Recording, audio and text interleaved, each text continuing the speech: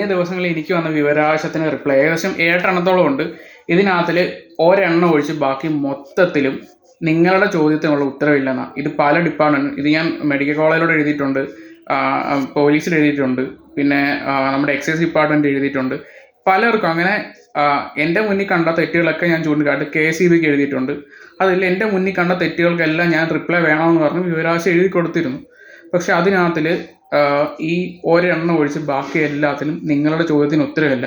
വളരെ ന്യായമായ നിയമപരമായിട്ടുള്ള കാര്യങ്ങളെ ഞാൻ ചോദിച്ചിട്ടുള്ളൂ. എന്തൊക്കെയാണെന്ന് എൻ്റെ യൂട്യൂബിലെ വീഡിയോ അല്ലെങ്കിൽ ഇൻസ്റ്റഗ്രാമിലെ വീഡിയോ നോക്കിയാൽ മതി, എല്ലാവർക്കും മനസ്സിലാവും. അത് ഞാൻ എന്തൊക്കെ ക്വസ്റ്റ്യനാണ് ചോദിച്ചേക്കുന്നതെന്നും എല്ലാവർക്കും മനസ്സിലാവും. ഇതുപോലും തരാൻ ഇവരെ കൊണ്ട് പറ്റുന്നില്ല. പക്ഷെ ഒരെണ്ണം മാത്രം ഡിഫറെൻ്റാണ്. ഇത് ഞാൻ ഹരിപ്പാട് റവന്യൂ ടവറിലോട്ട് കയറി പോകുന്നത്, എൻ്റെ പുറകിലത്തെ ഗേറ്റ് പകുതി അടച്ചേക്കാണ്.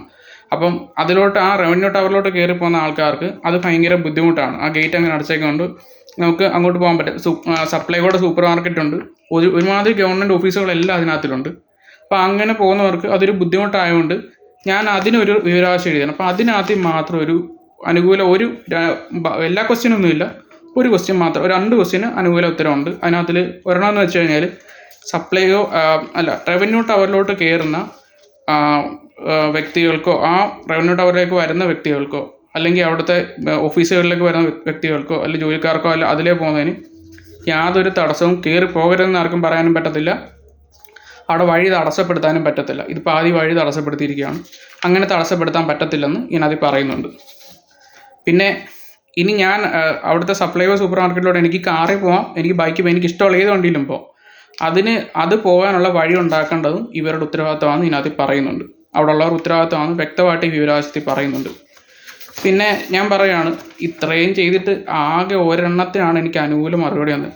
നാട് നന്നാക്കാൻ ഇറങ്ങിയ ഒരു കാര്യമില്ലെന്ന് എനിക്ക് സത്യം പറഞ്ഞാൽ മനസ്സിലായി. സത്യം പറഞ്ഞാൽ ഇനി ഇതുപോലെ വിവരാവകാശമൊക്കെ എഴുതി നാട്ടിലുള്ള പ്രശ്നങ്ങളൊക്കെ ഗവൺമെൻറ്റിനോട് ചോദിക്കണമെന്ന് തന്നെ ഞാൻ ആലോചിക്കുകയാണ്. ഇതൊക്കെ നിർത്തി വല്ല പ്രൊമോഷനൊക്കെ ചെയ്ത് ഇനി മുന്നോട്ട് പോകാനാണ് നല്ലതെന്നാണ് എനിക്ക് തോന്നുന്നത്.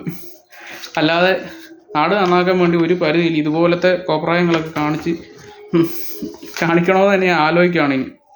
നിങ്ങളുടെ അഭിപ്രായം എന്തായാലും ഈ വീഡിയോയ്ക്ക് താഴെ കമൻറ്റ് ചെയ്യുക.